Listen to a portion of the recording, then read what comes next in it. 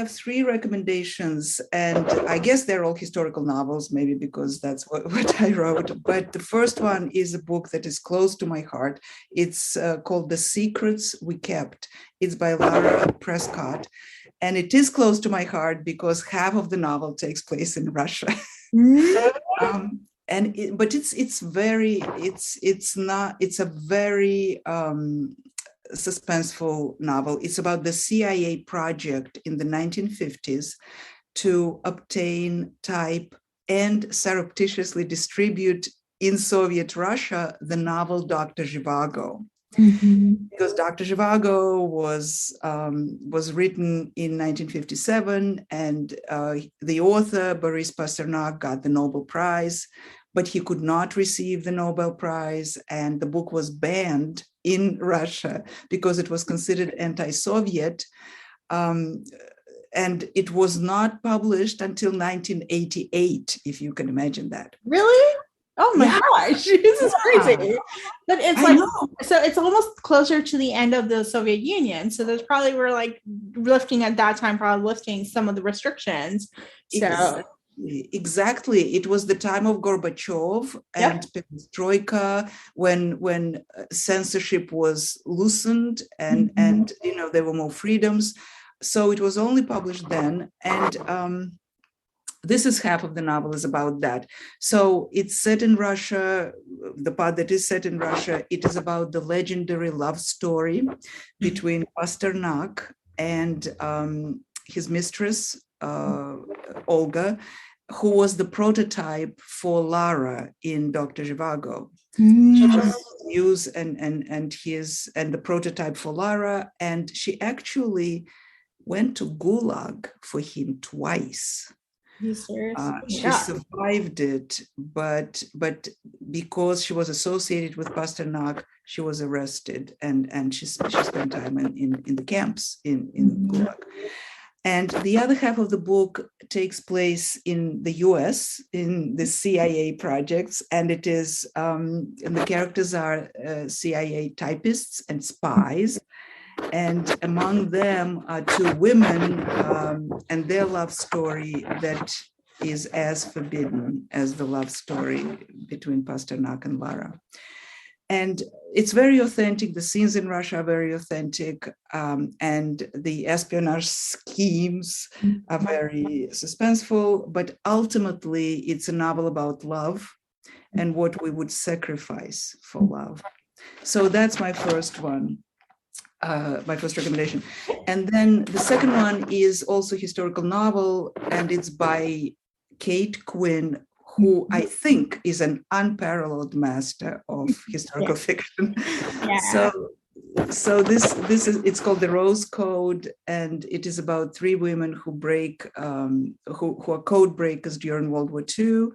It takes place in Britain, and they all three answer a mysterious call to an estate where they are trained to break enemy codes. And they're very different, of course, the three women, to three different characters. Then something happens, and their friendship falls apart. And in 1947, they reunite. They're back. Reunited by an encrypted letter, and the letter holds the key revealing this long ago betrayal that contributed to this friendship that fell apart, and actually confined one of the three women to an asylum. So they bring they get together again, and with a lot of page-turning adventure, as Kate Quinn always has in her novels, they decode the messages that are needed to identify the traitor. And so it's a beautiful story, but it's pulse accelerating, and it will leave you breathless. Oh gosh.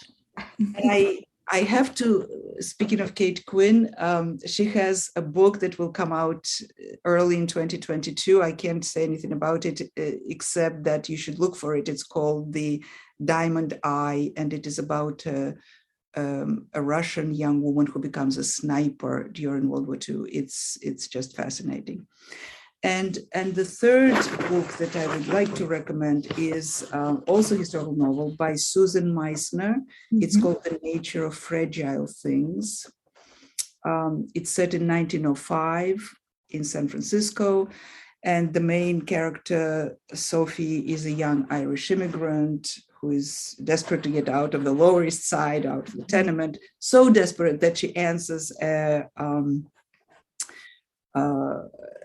mail order bride ad. Oh my gosh. So she moves to San Francisco, she marries this person, and needless to say that the man has secrets.